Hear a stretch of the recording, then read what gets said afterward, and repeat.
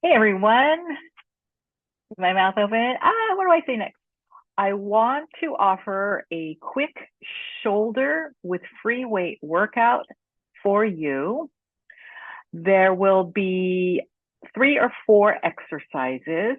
You do need dumbbells for this, and I would suggest a heavy pair and a lighter pair, whatever is going to work for you. When you want to build like the shape in your shoulders, you want to do an overhead press. Ideally, you would do this first with a barbell, right? One piece. But I don't have a barbell at home. Most people don't. And it's pressing movements that are your baseline foundation when you're first starting out.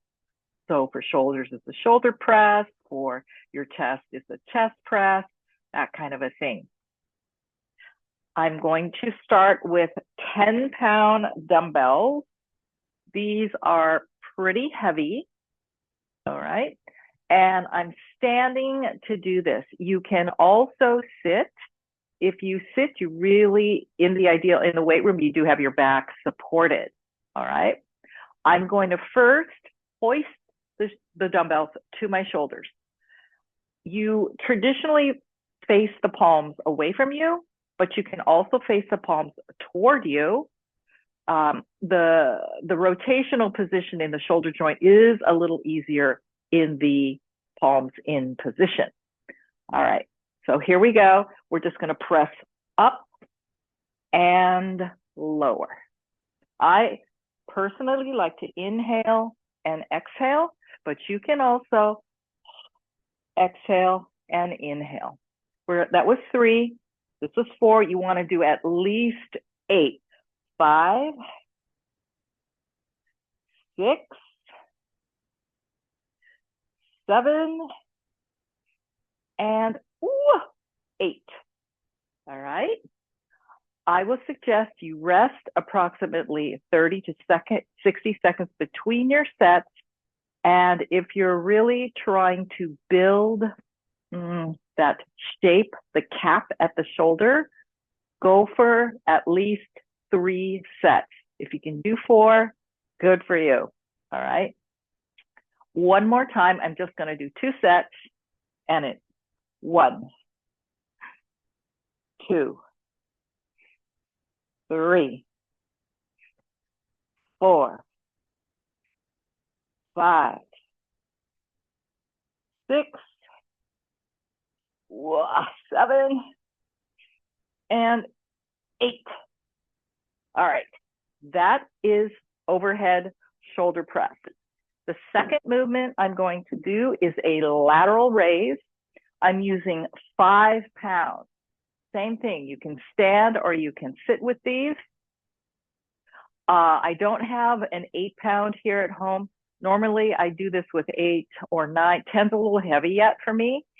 So I'm just using 5 so that you can see. I'm going to turn a little sideways first.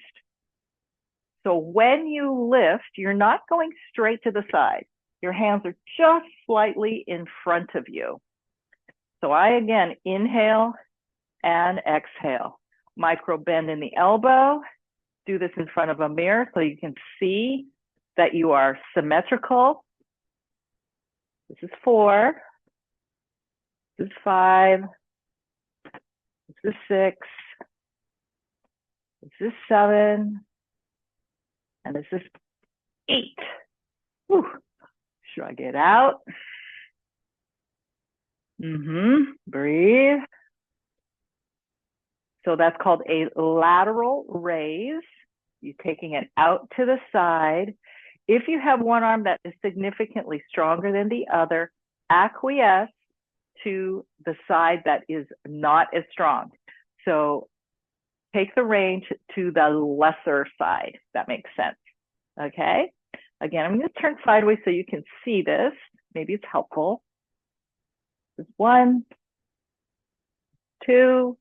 You see how I kind of pause at the top? 3. You can do that without it getting into your neck. That is the best. 5, 6, 7, and 8. Okay, very good. Now, from lateral raises, I like to do the back shoulder. This is called your posterior deltoid. So your deltoid is the shoulder muscle. You have the center one that you kind of can see, yes? And then you have your anterior and your posterior. Posterior tends to be weak because we slouch. I'm going to show it to you again 2 ways, from the front and also from the back. So I'm sitting down for this one. You can also stand and bend over, but it's a little bit harder on your back, I feel. I bend my torso over about 45 degrees from upright. The weights are underneath my legs. There's that micro bend in my elbow. And you just put your mind in the back of the shoulder muscle area. Up and down. 2 and down. 3, 4. Now this one is very easy for it to go into your neck if you're not careful. So be aware. 6, 7, and 8. On the posterior raises, it's really important that you try to do that little pause at the top to kind of squeeze the muscle, so to speak. Yeah.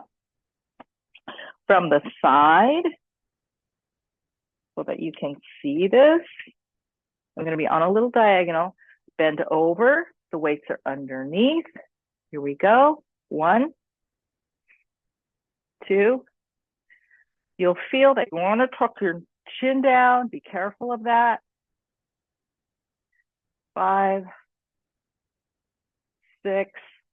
Hold your abdominal area firm. And 8. Okay? You also can do up to 10 reps if you'd like. These last ones are traditionally called Arnold presses. Yeah, Arnold presses. I'm going to use the 5s, but I'm going to bring the 3s over just in case. And the Arnold presses you do at the very end. It should be your last shoulder exercise because it's like a shaping exercise. If you have a shoulder joint that's a little compromised, it may not be the exercise of choice for you because of the position of the arm and shoulder joint we use.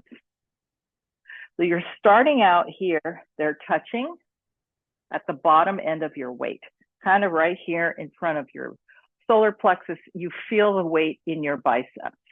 You'll bring the weights up over your head, touch. This is your inhale, and this is your exhale. 2. So there's a rotational movement. You see how it's a semicircle. 3. Really good and important to do this in the mirror so that sometimes you don't even realize one hand is a little forward from the other and you don't know. 6, 7.